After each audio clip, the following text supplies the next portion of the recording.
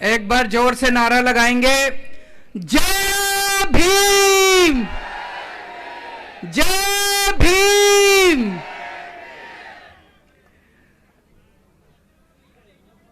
आज तक आपके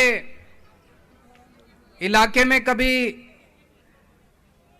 पिछले 27 साल से यहां पे बीजेपी की सरकार है, कभी कोई बीजेपी का नेता आया आपके यहां पे? कभी कोई मुख्यमंत्री आया? कभी कोई मंत्री आया? आज आम आदमी पार्टी के दो मुख्यमंत्री आपके बीच में आए हैं। तो मौसम बदल रहा है। अब पुराना जमाना जाने वाला है, नया जमाना आने वाला है। सबसे पहले मेरे पास एक चिट्ठी भेजी है अभी कुछ बच्चों ने। इन्होंने लिखा है, श्रीमान केजरीवाल जी, दलित छात्रों के द्वारा चल रही लाइब्रेरी में आपका स्वागत है। ये लाइब्रेरी का नामकरण आपके द्वारा प्रस्थापित हो ऐसी छात्र मैं जरूर करूंगा। तो मुझे वहां पे आना होगा। तो इस सभा के बाद मैं आपके लाइब्रेरी में आऊंगा। मुझे दिखाई दे रहा है उधर शायद लाइब्रेरी है। इस सभा के बाद मैं और भगवंत मान हम दोनों आपकी लाइब्रेरी में आएंगे, बिल्कुल आएंगे और नामांकन करेंगे। मुझे बेहद खुशी है, अभी हर्ष ने जो अपने घर पे मुझे खाने के लिए बुलाया, मैंने उनका निमंत्रण स्वीकार किया, हर्ष ने मेरा निमंत्रण स्वीकार किया। कल हर्ष और उनका पूरा परिवार दिल्ली में मेरे निवास पे मेरे परिवार के साथ हम बैठ के खाना खाएंगे। मेरे घर में उनके चरण पड़ेंगे, मेरा घर पवित्र होगा, मुझे बहुत अच्छा लगेगा।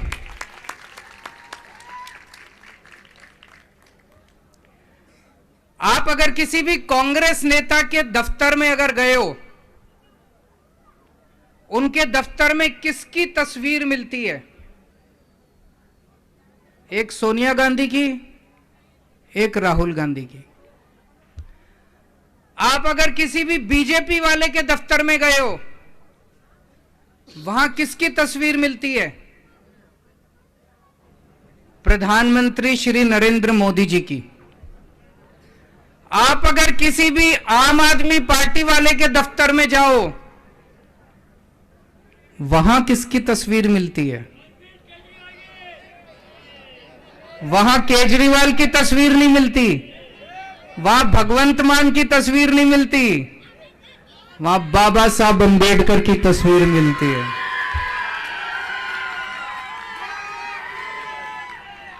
जय भीम। आज पूरे देश में एक ही पार्टी है जो बाबा साहब अंबेडकर के बताए हुए रास्ते पे चल रही है। एक ही पार्टी है जो बाबा साहब अंबेडकर को अपना नेता मानती है। बाकी सारी पार्टियों को बाबा साहब अंबेडकर चुनाव के पहले याद आते हैं, चुनाव के पहले बड़ी बड़ी बातें करते हैं।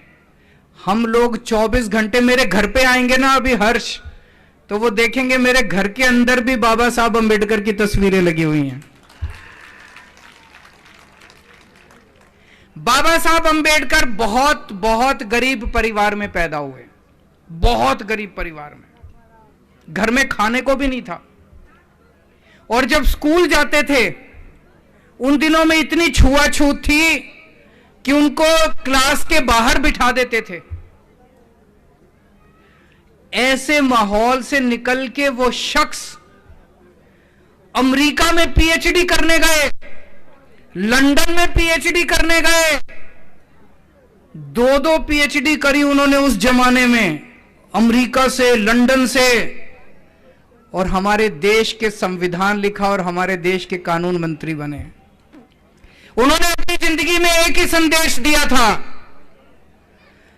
कि गरीबी तब दूर होगी, अन्याय तब दूर होगा, हमारा समाज बराबरी का हक तब मिलेगा जब एक एक बच्चे को अच्छी शिक्षा मिलेगी। उन्होंने एक ही बात कही थी, अगर हमें देश को आगे बढ़ाना है तो शिक्षा देनी पड़ेगी। दोस्तों, हमें आज तक साल में हमने बच्चों की शिक्षा पे ध्यान नहीं दिया। दो तरह की शिक्षा है हमारे देश में, एक अमीरों को मिलती है, प्राइवेट स्कूलों में मिलती है, एक गरीबों को मिलती है, सरकारी स्कूल में मिलती है।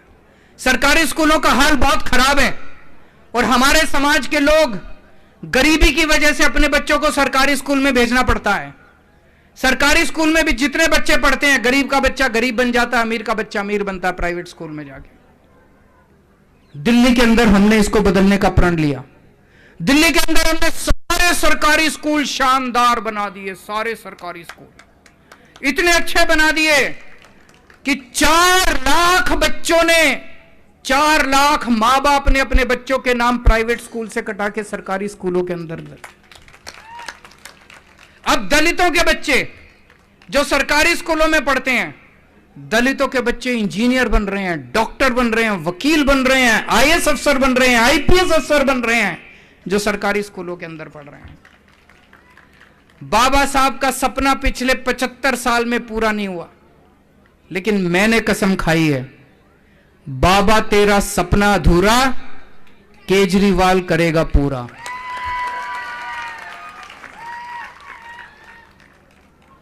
दिल्ली के सरकारी स्कूल अच्छे करें, अब पंजाब के सरकारी स्कूल अच्छे कर रहे हैं।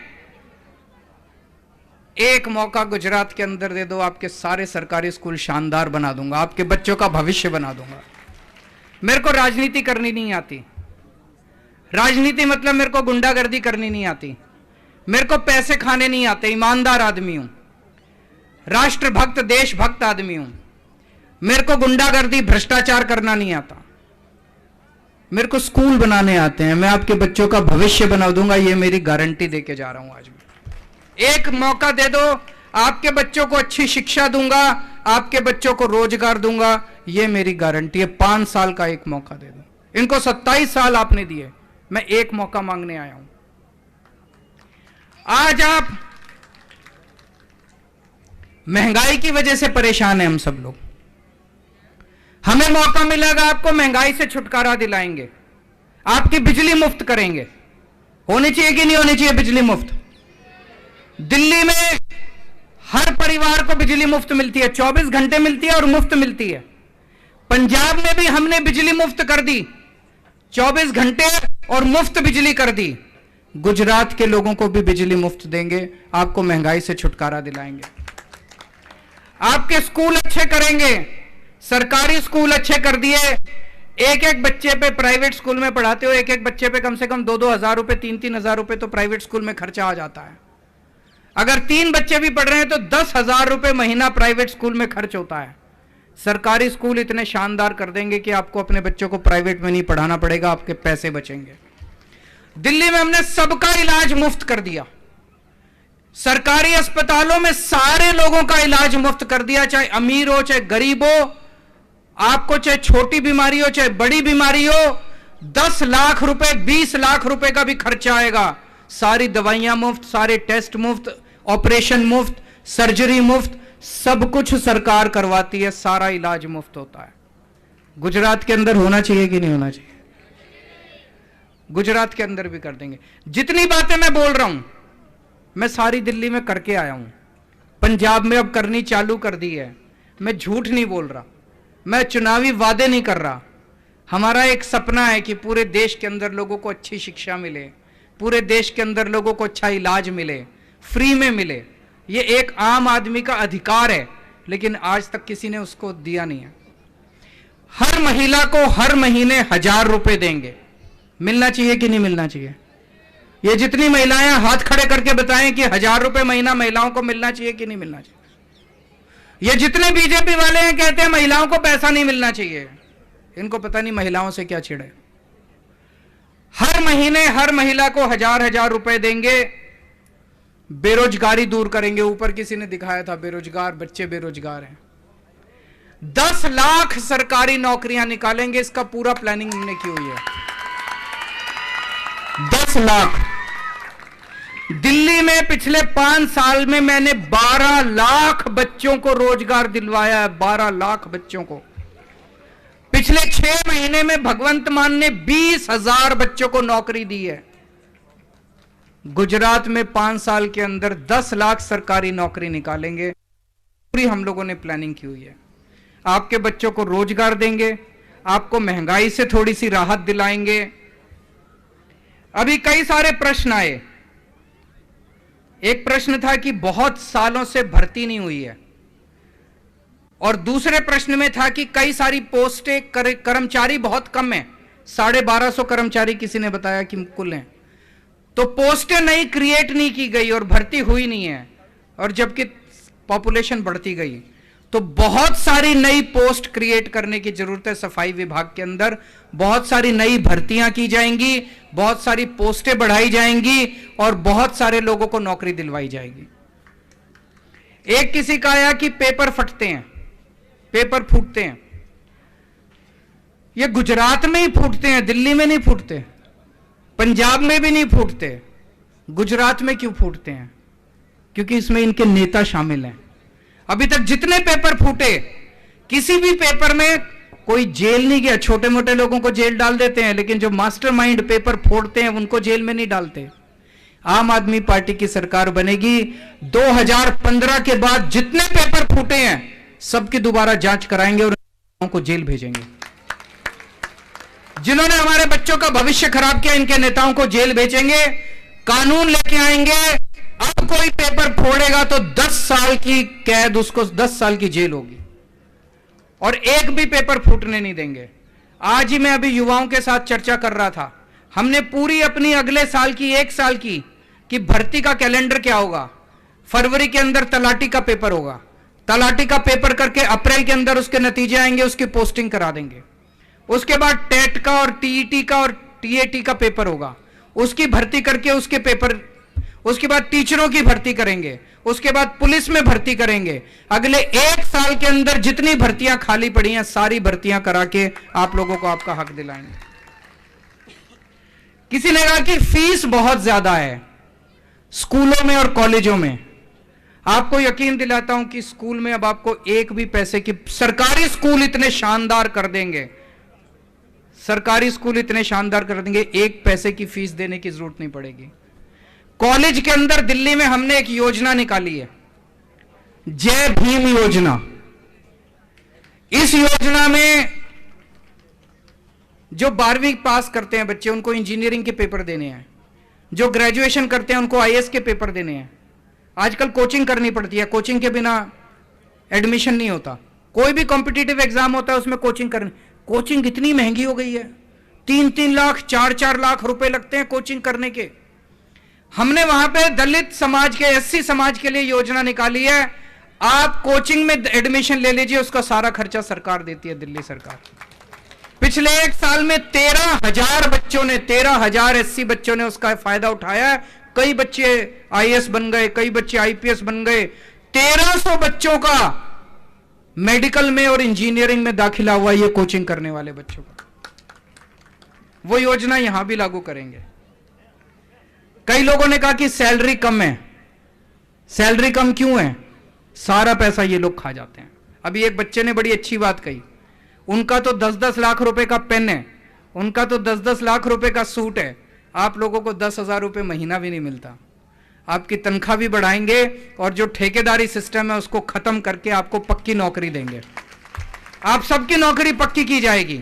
जितने कच्ची नौकरी में है, ठेकेदारी पे है, उसको सबको खत्म किया जाएगा।